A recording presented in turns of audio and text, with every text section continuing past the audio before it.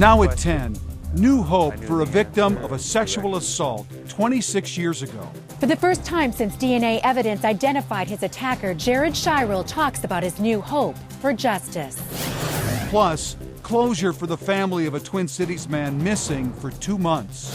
And Minnesota goes to battle with predatory debt collectors. Tonight, a KARE 11 investigation uncovers their illegal business practices. They're smearing people. They're smearing people. No one person can solve this case and bring Jacob home. It takes all of us working together. When good people pull together, amazing things happen. Our top story tonight, renewed hope and a plea for answers. That's the message today from Patty and Jerry Wetterling. This was the first time they spoke publicly since the arrest of the person of interest in their son's 1989 abduction. I will still always hope until we have our answers, but we have to also focus on preventing these things from happening so that no other family would ever have to go through this. Authorities say tire tread from Daniel Heinrich's car in 1989 partially matches a pattern left at the scene where Jacob Wetterling was taken. He has not been charged in that case. Heinrich's arrest is on child porn charges after authorities found explicit images of young boys inside his home. New technology also linked Daniel Heinrich's DNA to the sexual assault of a Cold Spring boy 26 years ago. That victim will be in St. Paul tomorrow when Heinrich appears in court. Jared Shirel was just 12 years old when he was attacked, and he's hoping Heinrich's arrest helps bring closure to his case. KARE 11's Carla Holt sat down with him in an exclusive interview. Yeah, this is a little different though. Soft-spoken and gentle, Jared Shirel hardly seems a vocal crusader. It's a lot to absorb. But for 26 years, this man has made it his mission to find answers. I truly believe that this was a direction to finding my own answers. For himself and one more. That by itself was my motivation. Jared has long been known as the boy before Jacob. Today, he's the man who now knows who attacked him so many years ago. The sketch and the resemblance to Danny Heinrich's physical description, the voice, it all came to light when I was able to put a name with the face. Many have credited Jared for shining light on his case and that of Jacob. Jared himself turns the focus elsewhere. I'm humbled by that gesture, and there's been an overwhelming support and generosity. Today, new forensic technology has given Jared irrefutable DNA evidence, even as an expired statute of limitations denies him his day in court. I won't allow myself to be angry. Initially, maybe that was the initial reaction. I guess I can take some satisfaction in knowing that they have him on unrelated charges. And while that justice continues, so will Jared's hope for another family he holds dear. I'm hopeful that tomorrow brings new light in their direction as well, and that everybody, hopefully there's a confession of everything that this guy's done wrong. The bond between Jared and the Wetterlings is strong, and for this man represented best by a heart. Hope is not lost in time. It's lost when people stop caring. For Jared, it's a heart he hopes will inspire more people to seek joy. And Jared is also hoping that people will take that heart picture and make it their own social media profile picture so that they can help him spread his message of hope. He also credits Joy Baker, a blogger who believed in him, he said, and helped him do his meaningful research. And he also wants to pay it forward, starting an organization called Embracing the Past to help others as well. Julie and Randy. All right, thank you, Carla. We'll be in court tomorrow. We'll have coverage on air and online. A Mounds View family received the news they were dreading behind the disappearance of a 32-year-old husband and father. The body, pulled from Rush Lake in New Brighton last night, was identified as Henry McCabe, who went missing on Labor Day. Adrian Broadus talked with his co-workers. Wow. Hearts are hurting. No trauma, nothing? This empty bench outside the Department of Revenue in St. Paul has much deeper meaning for Isaac Witherspoon. This is where we usually meet. Sit down, have our lunch. on our tree. It's the place where he and Saley Suargo traded laughs with Henry McCabe. Monday night, a kayaker found McCabe's body in Rush Lake. That's about 2 miles from the location of McCabe's last cell phone ping. The 32-year-old state auditor was last seen the morning of Labor Day. It's still hard to comprehend and to accept. I seriously think there was some foul play involved. Mounds View police say they recovered McCabe's cell phone on his body.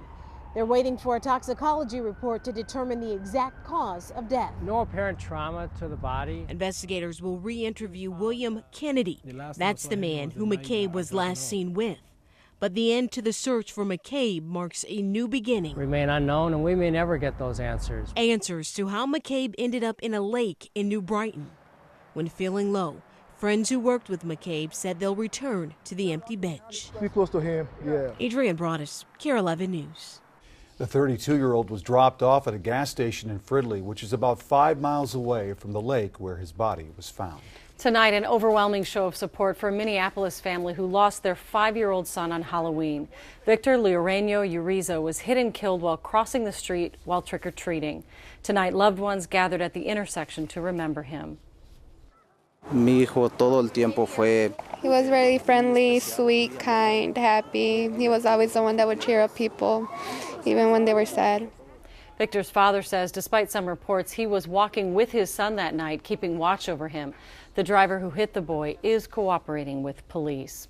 Well, tomorrow, Minnesota, along with other states and the federal government, will announce a new initiative called Operation Collection Protection. The goal is to have greater collaboration across state lines to crack down on bad actors in the debt collection business. KARE 11 Investigates has been looking into the problem for months, and AJ Legault joins us now with the story. AJ? Julie, you'd better cooperate. We'll sue you, or we'll hire a detective and smear your reputation, or try this one. I'm a police officer and I need some answers. These are just some of the tactics used by one of the most unscrupulous bill collectors Minnesota has ever seen. From farmers to truckers to veterinarians, small Minnesota businesses have been under siege by a barrage of threatening phone calls from debt collectors. Where are they coming from? For that part of the story, we partnered with reporter Byron Harris. Y'all work for Tucker Albin? At our sister station, WFAA, in Dallas, Texas. Minnesota says you're incompetent. Yeah, but why are you here, and untrustworthy. Can you explain why you're here? I'm here to find out how you guys do what you do. These are the bill collectors of Tucker Albin and Company. Get out of my face. In a nasty business, they're among the nastiest. I don't give a shit. Get it out of my face. I'm not playing games.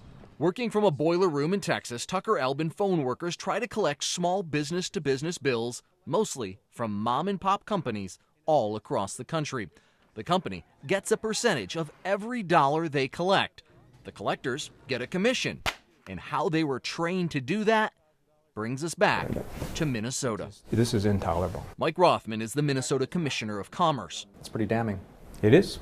Absolutely. What has Rothman so fed up is the collection manual used to train Tucker Albin debt collectors. It's kind of a smoking bazooka, really, about their practices and how bad they were. The Tucker Albin collection manual and email logs obtained by Rothman's investigators and shared with KARE 11 offer up a menu of how workers deceive their victims. They used a tactic called spoofing.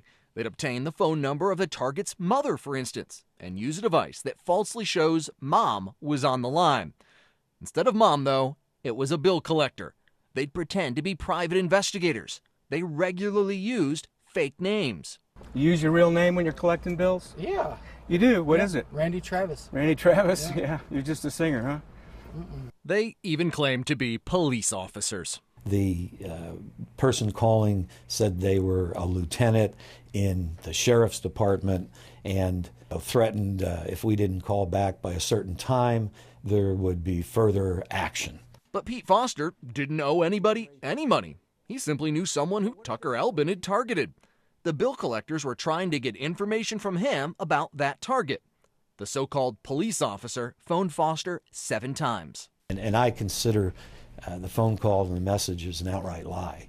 But a lucrative business, apparently, for Tucker Albin CEO Alan Humphreys. He takes pride in what he does. His vanity license plate indicates he's a closer. He lives in a $1 million home, drives an $80,000 car, and Facebook shows he lives the high life. He refused all attempts to talk to him, but Minnesota has had enough. We got so many complaints. We looked into it, we launched an investigation, and we stopped the practice. Minnesota recently forced Tucker Albin to sign this $500,000 cease and desist consent decree, the largest fine the state has ever levied against a debt collector. When that new joint federal-state Operation Collection Protection Initiative is announced in D.C. tomorrow, Commissioner Rothman will be on hand pointing to this case to show why it's so important to protect consumers nationwide. All right. Thank you, AJ. DFL party activists in St. Paul tonight are feeling good about the school board race. Results are not final yet, but those who gathered tonight at the Urban Growler Brewery were excited about early returns. A slate of 4 new DFL-endorsed candidates who ran as a group for the 4 at-large seats are all at the top of the pack. They vowed to improve communications with parents and tackle the issue of school disruptions. When those disruptions happened, the students didn't have an option for working with someone outside of that classroom. They needed to be in that classroom for the most part. The district has dealt with several incidents recently of fights, and a firearm was discovered in a locker at one of the high schools. 68 school districts across Minnesota also asked voters to decide on school referendums this election day. You can find results on those issues and other races at KARE11.com. New at 10, Target is closing 13 stores nationwide, including 2 in Wisconsin and 1 in New Ulm, Minnesota. The Minneapolis-based retailer decided to shut down the locations after seeing decreased profits over several years. Employees will be offered jobs at other locations. Still ahead at 10, the heat is still on. We saw another rare 70-degree and sunny November day. Belle's back after the break to tell us how long we'll be able to soak up all this warmth. 40 years ago, a Minnesota Novelty Act went national. No way. He's still at it. 88 and still packing the house. Next, in the land of 10,000 stories.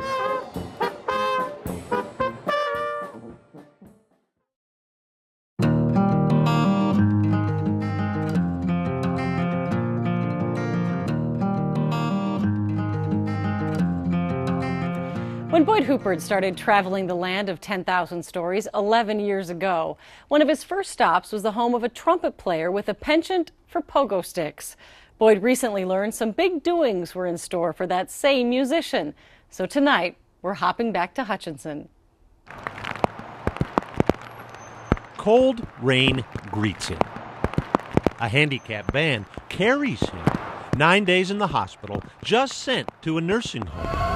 No laughing matter for anyone but Wally Pickle. How you doing?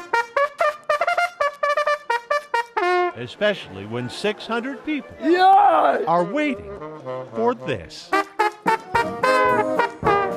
88 and fresh off a nasty fall. Wally Pickle would no more miss a polka than Taylor Swift would miss a tweet. Everybody knows Wally. The soundtrack of Hutchinson since 1950. He played for my wedding dance. And he played for ours, and it's been 44 years. And the laugh that doesn't quit.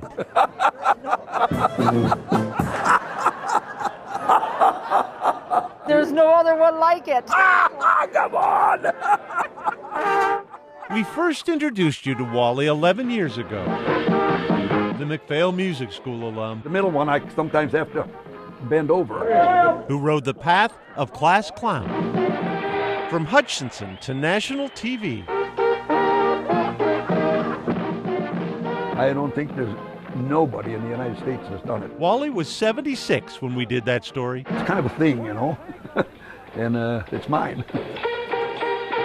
A fitting cap on a career.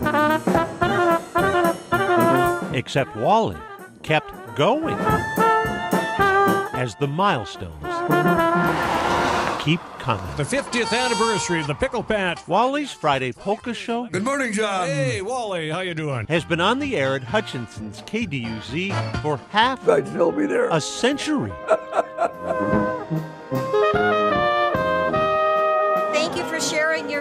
with this area for so many years.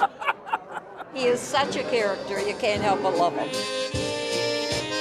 Wally Pickle has spent a career lifting their spirits. 1, 2, 3. Whoop. Now they're lifting him. It's his community.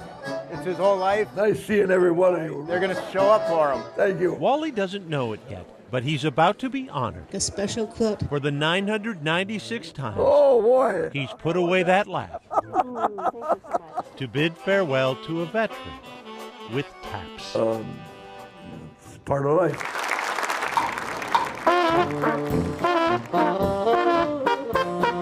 A therapist is waiting back at the nursing home.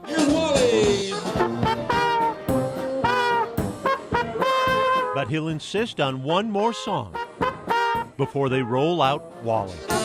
For the gang's all here. Boyd Hooper, KARE 11 News, Hutchinson. Well, Boyd spoke with Wally tonight, and he is out of that wheelchair and scheduled for release from the nursing home this weekend. A good thing. He has a gig coming up at Jackpot Junction Casino. Attaboy, Wally. And Boyd said that he told him they treat him really well at the Jackpot. That's right. He's had a standing gig there forever, and they buy him feed dinner. Love that. Good for That's him. awesome. Fabulous story. Fabulous day today. Wow, let's take a look at the temperature. This is just freaking me out. 59 degrees here. I love the fact that we're holding on to a little bit of this warmth from the early part of autumn, and it looks as though we have one more day before it's all said and done. It's 59, and the dew point's 52. The dew point's rising a bit tonight, and that will allow us to stay a little bit more humid tomorrow. It was 71 today, 68 St. Cloud, 72 in Marshall, and in the metro, 72 Eden Prairie, and also in Cambridge and Crystal. Look at these pictures coming in tonight. Love sharing them. This comes from Mary. She was walking her dog Nacho, who loved the river, and she loved the clouds. Donnie took this. You can actually see KARE 11 in the backdrop there from the Brookview Golf Course. Patty took this in Wilmer from the Weber Waterfowl production, so thank you for sharing. And Don Curl said there was a flock of wild turkeys in his yard, and one decided to go to his roof. We understand if they're not wild and they're actually domestic, it's called a rafter. But when they're wild, it's called a flock. That's what we learned tonight. There you go. 70 today, 49. The record, actually 71 today. 74 was the record, so only 3 degrees shy, 2008 for that. And off to our west is November. Off to our west is the colder air that's going to come in. It's been snowing all day in Montana, so we do expect not to get snow. No worries there just yet, but we will get much cooler air starting on Thursday. The dew points will rise tomorrow. We could have a little bit of fog in the morning. In the afternoon, it'll be windy, breezy, humid, and it looks like we'll top out at 68 tomorrow with those south winds. With the humid air, it'll be just a little bit more difficult to warm into the 70s. We'll have a little bit of fog in the morning, then it will burn away. We'll have a lot of sunshine, then the clouds will roll right back in tomorrow night. Here comes the rain Thursday night, 6 o'clock. The front sweeps through, the colder air moves in. Friday, the sun is coming back out late in the afternoon. Lots of sun on Saturday, but temperatures only in the mid-40s. So for tonight, another mild evening, 53. Tomorrow, after some morning fog, it'll be breezy and 68 degrees. Here's your 7-day forecast. 68 again with the winds picking up tomorrow afternoon. And then Thursday, some afternoon rain that moves into the evening hours. Temperatures kind of crashing late in the day. Only 50 on Friday with a breeze and mainly cloudy skies. That'll feel cool. 46 on Saturday. The winds die down. Looks pretty nice. And 55 on Sunday as the winds shift out of the south. So pretty decent. They are calling for a pretty good shot, if the clouds are thin enough, to see northern lights tonight. And what a nice night to do that with temperatures nearly 60 degrees. Wow, beautiful. I guess. Thanks, Belle. All right. Coming up in sports, it's a milestone day for Timberwolves star Kevin Garnett. And the Vikings will face off with one of the best young running backs in the NFL. Perk will have that story next.